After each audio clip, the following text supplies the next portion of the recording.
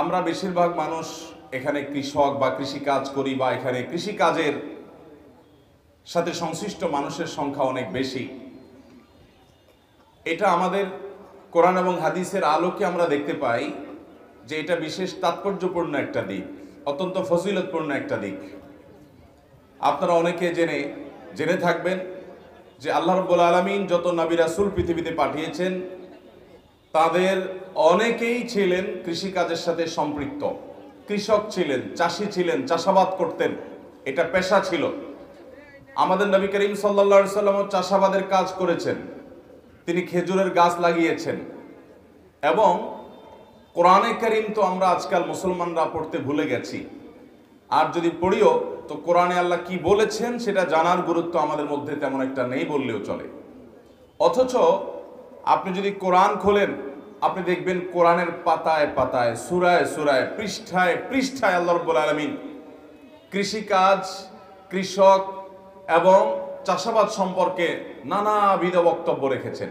গোটা কোরআন জুড়ে আল্লাহ তাআলার কালামে আপনি দেখবেন যে কৃষিকাজ সম্পর্কে, ফসল সম্পর্কে, ফসলের উৎপাদন সম্পর্কে, ফসলের বর্ণ বৈচিত্র্য এটা সম্পর্কে, এবং আল্লাহ তাআলার অনেক গুরুত্বপূর্ণ আদেশ নিষেধকে, ফসল উৎপাদনের বিভিন্ন যে বৈচিত্র্যময় দিক আছে, অধ্যায় আছে, সেগুলোর সাথে আল্লাহ তাআলা তুলনা করেছেন।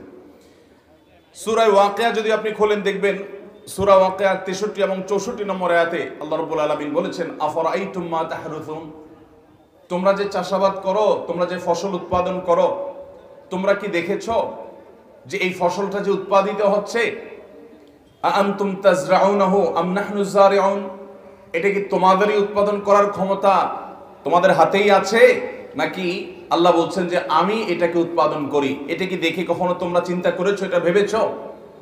তার মানে আল্লাহ রাব্বুল আলামিন আমাদেরকে চিন্তার দাওয়াত দিচ্ছেন, চিন্তার নির্দেশ দিচ্ছেন যে আমরা যখন ফসল উৎপাদন করব, কৃষি কাজ করব, কোনো একটা গাছের চারা লাগাবো, কোনো একটা ফসল উৎপাদন করব, আমাদের এই ইয়াকিন, এই বিশ্বাস অবশ্যই থাকতে হবে যে এই ফসল উৎপাদন করার জন্য প্রচেষ্টা আমি করছি, বীজ আমি লাগাচ্ছি, পরিচর্যা আমি করছি, কিন্তু ফসল দেওয়ার মালিক কে? আল্লাহ। একমাত্র আল্লাহ রাব্বুল আলামিন যে ফসল দেওয়ার মালিক। এই কারণে অনেকে অনেক সুন্দর করে পরিচর্যা করেও সবকিছু ঠিকঠাক মতো করার পরও কাঙ্ক্ষিত ফসল উৎপাদন করতে পারে না। আবার অনেকে অনেক অল্প প্রচেষ্টার পরও দেখা যায় আল্লাহ রাব্বুল আলামিন তাকে তার যে এক্সপেক্ট থাকে, তার যে আকাঙ্ক্ষিত ফসল পাওয়ার কথা থাকে, তার চাইতে অনেক বেশি দিয়ে থাকে। হয় কি হয় না এরকম? এর কারণ হলো যে ফসল কোথায় কতটুকু হবে না হবে, এবং কোন ফসল কত সময় পর্যন্ত টিকবে বা টিকবে না, এই সব বিষয়ের নিয়ন্ত্রণকারী কে? আল্লাহ। তাহলে ফসল উৎপাদন সম্পর্কে আল্লাহ রাব্বুল আলামিন এরকম একটা পরিষ্কার বার্তা আমাদেরকে দিয়েছেন।